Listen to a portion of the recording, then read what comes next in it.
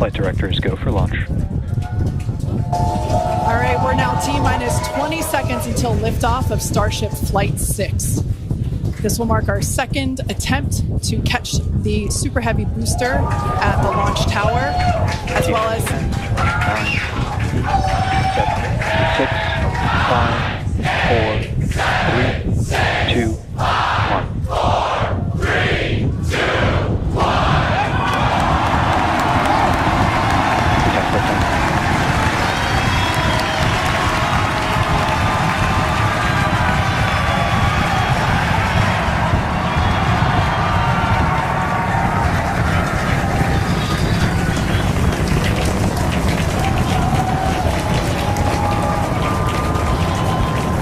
Vehicle is pitching downrange.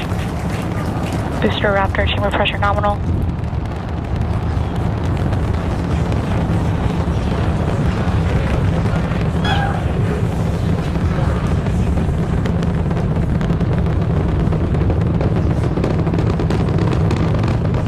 Booster and ship, avionics, power, and telemetry nominal.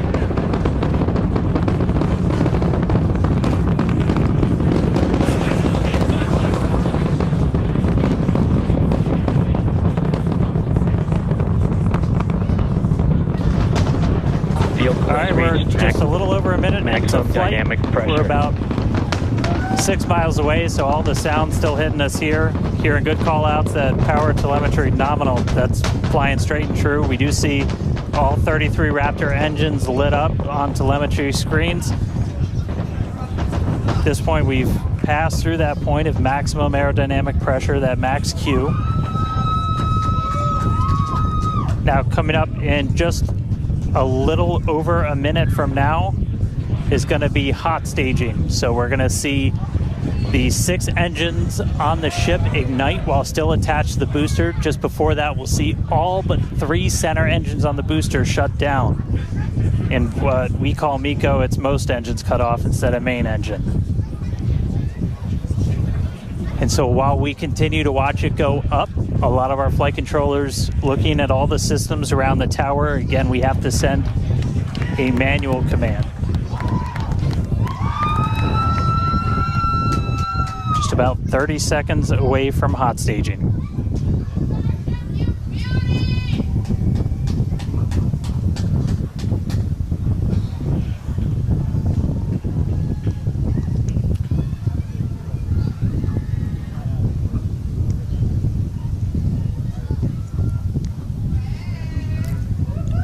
And we heard the tower is go for catch.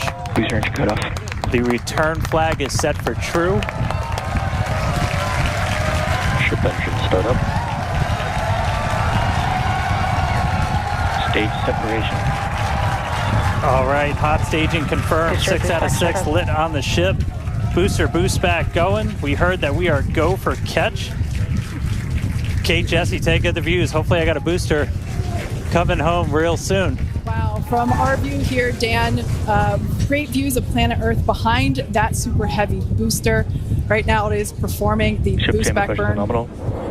Good news there, telling us that the pressures inside the ship are good. That is the second stage, or the upper portion of the vehicle. Follow along with the telemetry on the bottom of your screen. Yeah, booster is currently, super heavy is currently in its boost back burn. This boost back burn, Avionics, power, and telemetry nominal. this boost back burn lasts just a little bit over a minute. So we've got a little, approximately 30 seconds left. We've had shutdown of that boost back burn. Up next will be hot stage jettison. The view from the camera on the left, or from the booster on the left-hand side of your screen, and then tracking cam there on the right-hand side of your screen. We'll see those grid fins. Booster offshore divert. And we can also see that the hot stage has been jettisoned. Yes, visual confirmation of that there on your screen, which is great. Now the next Starship is following a nominal trajectory. The next step for booster is going into that landing burn. Again, it'll light up 13 of those engines and then pare down to 3 engines right before booster catch. All right, now just real quick, we did hear the call out, booster offshore divert. Unfortunately, that means that we are no-go for the catch. As we said before, both the tower and the vehicle, as well as the operators on console, have been actively evaluating the commit criteria for that return to the launch tower. And unfortunately, we did not have a pass on those commit criteria. So we are no-go for tower catch. And we did mention that we're constantly evaluating the criteria for catch. There's a lot of things that need to go well in order to line that up. Unfortunately, today we will forego booster catch today. But what you're seeing on your screen is ship currently making its way towards the Indian Ocean, still looking good so far. Exactly. So views there of the booster on the left-hand side of your screen, views of the ship on the right-hand side of your screen. Now, we said before that it was not guaranteed that we would be able to make a tower catch today. So while we were hoping for it, like we said, it was pretty epic on attempt 1, but the safety of the teams and the public and the pad itself are paramount. So we are accepting no compromises in any of those areas. Exactly, and we're still going to get a lot of good flight data with booster even, but especially with ship. Again, we have an additional objective today to do an in-space relight of a Raptor engine, which again will help us set us up for being able to do deorbit burns, which is Ship chamber pressures are nominal. Which is important for orbital flights. And what you're seeing on your screen is a view from Super Heavy as it's making its way back down to Earth. Yeah, once again, we are attempting an offshore landing of the Super Heavy booster. So we have seen this before, and it is still very fun to watch, watching it come down for a soft splashdown off the Gulf Coast of Texas. We can see it there re-entering. We saw earlier those grid fins. There are 4 hypersonic grid fins. Oh, we can see that the landing burn has begun on the Super Heavy booster. Same pattern, 13 engines will light, gone down to 3 just as we expected.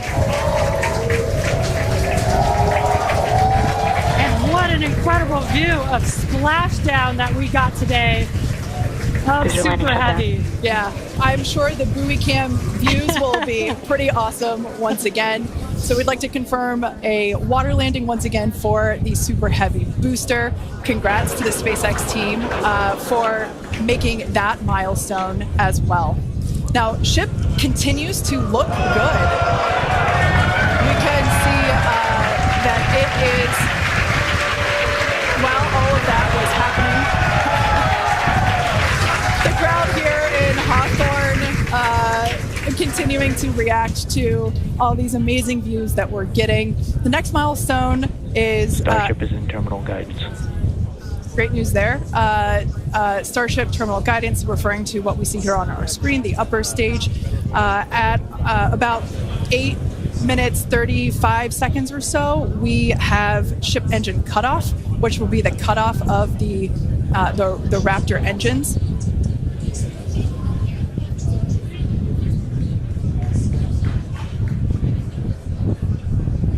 We can see on our screen ship giving us some incredible views brought to us by Starlink. This view is also very interesting because we can see basically the receding tile line that we referred to earlier, where we mentioned we have removed a number of heat shield tiles in order to test out and push the envelope on the ship and demonstrate what its capabilities are. Ship engine cutoff. And there we just heard call out for SECO, ship engine cutoff. Great news there. Everything continuing to look awesome for ship. Full view looking aft on ship here. Ship FTS is saved. Nominal orbit insertion. There's that call out we were waiting for. Confirmation of good orbital insertion for ship today. It has been a very exciting afternoon so far. We'd like to send it back over to Dan, who can give us that live view experience. Dan, once again, are you okay after witnessing another Starship launch? Yeah, totally fine. It's you guys have to be jealous. This is the only way to do this. This is fantastic. No, it was really cool to see it lift off, 33 out of 33. Didn't go for the booster catch today. Initially, we were good, and then we tripped a commit criteria and did the offshore divert. So we went and did that water landing, as everybody saw. We'll dig into it a little bit more, but again, we've done it once, we've now done it twice. We're going to keep trying to do it, as this is just a core capability of Starship and what's going to make it so incredible. There's a lot left. We're just about almost 10 minutes into this flight, so about 50 plus minutes still to go. Ship nominal orbit, so it's on its way around the planet. It's going to attempt to do an in-space burn. We're going to light one of those Raptor engines, the sea level ones in the middle, just to help demonstrate that we can relight in that microgravity environment. Really critical for deorbit burns as we start to do some orbital missions in the not too distant future. And then following that, we'll see a ship entry, maybe a splashdown. As you guys said, we're really going to be pushing ship on this one. We're pretty much intentionally putting it in places where we expect it might not do so great, and all that's to try and help us learn, see if we were a little too conservative, and then maybe that opens up more capability for when we start catching them. But I'll check back in with everybody in a little bit. I'm going to tune in and watch the ship fly around planet Earth, and hopefully we see it re-entering in the not too distant future. Back over to you guys.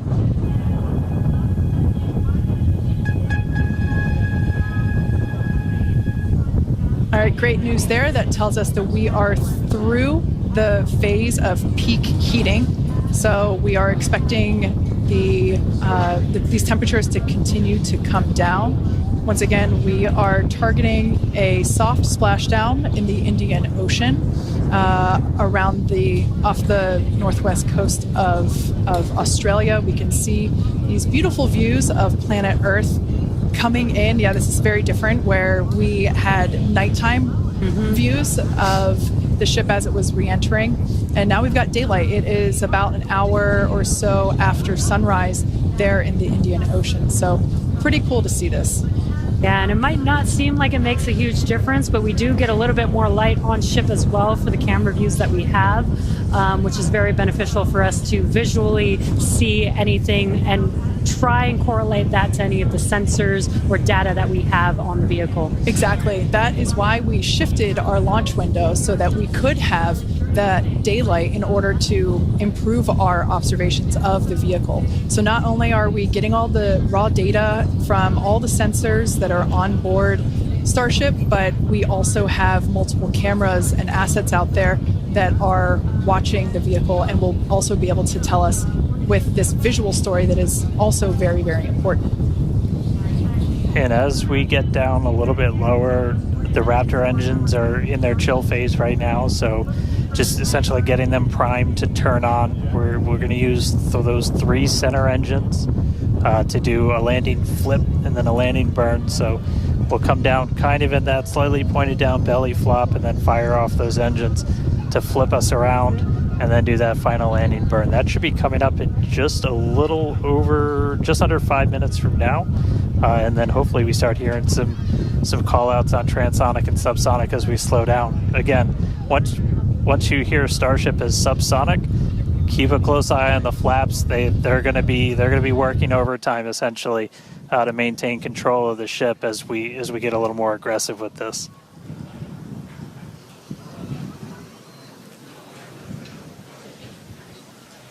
We can see that we are beginning... Starship has passed maximum entry dynamic pressure. All right, great call out there. But we can see on this view here that we do have some heating there on that looks like one of the forward flaps on Starship. This is to be expected. We knew that the vehicle would perform differently than what we had seen on Flight 5. This is actually really good data because it tells us what parts of the vehicle at this, what will soon be a higher angle of attack once we drop down below the speed of sound. We'll have a higher angle of attack, meaning we're going to be flying nose down, basically. So yeah, this is good news, but we can actually, looks like that heating is starting to cool off there. Yeah, it's a little burn through. Again, it is important to note when we start seeing that through the ship's descent as well. So like Kate was saying, we're getting some really good data here. It looks like The other flaps are doing a little better than the one that has a little burn through, which is some good news. Again, constantly watching. We've got a couple minutes until we're expecting to make it all the way back down to Earth. Exactly. And like we said before, we are not expecting to recover the ship, although that would be great. It would be a nice bonus if it happened, but it's not really in our expectations today. We really want to push the hardware, as we've been saying. But really, the telemetry and the data and the video that we receive all the way to the end is truly what we're looking for and will help inform the future designs of this vehicle. We can see some flap movement as the camera is moving around. That's what you're seeing there is the flaps adjusting. And we have a camera on one of the flaps there. This is the view that you're seeing there. And you can also see the graphic in the bottom. Starship is slowing down past Mach 1. And call outs aligning with this. You can see the orientation of the vehicle starting to change. You can follow that graphic at the bottom of your screen. Again, that is why those flaps are changing. They control the orientation of the vehicle. Yeah, there are four. This is, Go ahead, Starship Dan. has started the subsonic belly flop, remains on a good trajectory. I was going to say this is when things will start to get a little interesting. So this is when we're moving slower than the speed of sound. You can see that nose slowly start to tip down, and we're going to try and maintain flap control the whole way. But we are just a couple minutes away from hopefully doing a landing flip and landing burn if the flaps can hold together. Yeah, this is such a cool view. This reminds me of when we first performed the belly flop maneuver on the high altitude test with serial number 8. We saw the ship come back through, and I always wondered what it looked like from the ship's perspective, and this perspective, I think, helps inform that. We will be, as Dan said, we will be dipping down a little further and really be flying nose first. This higher angle of attack, we're intentionally doing it to stress those aft flaps, and that will help inform the limits of flap control in order to collect data for future landing profiles.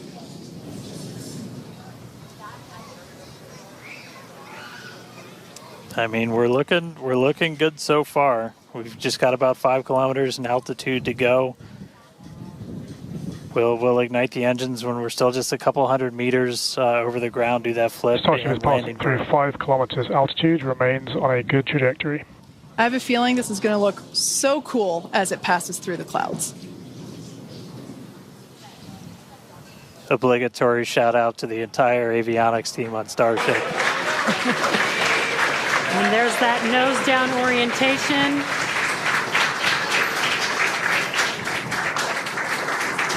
Now the Raptor engines will relight and help flip the booster back up. This is a more severe flip given the orientation. The engines will shut down prior to the water making impact, prior to the vehicle making impact with the water. Our ship is doing great so far. There's those engines relighting. What a great reorientation by Starship. Wow. All 3 down to 2 into the water. Starship is landed. Wow. And we have ship splashed down in the Indian Ocean. Some awesome buoy cam action here. Daylight views. Incredible. We really pushed the limits on shipping and made it all the way back down to Earth. I am shocked, to be honest. I think many folks are.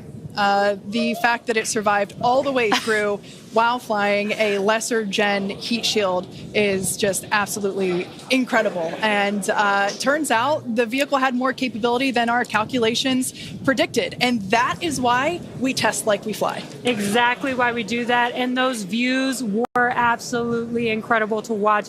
Because of Starlink, we were able to get the views all the way down, as well as the buoys, seeing ship touchdown in daylight. So cool. So cool. Now, we want to, unfortunately, wrap up the show. Yeah, exactly. We'll say congratulations to our teammates at SpaceX and to everyone who supported the Starship program. And thank you to all of our future customers for your support.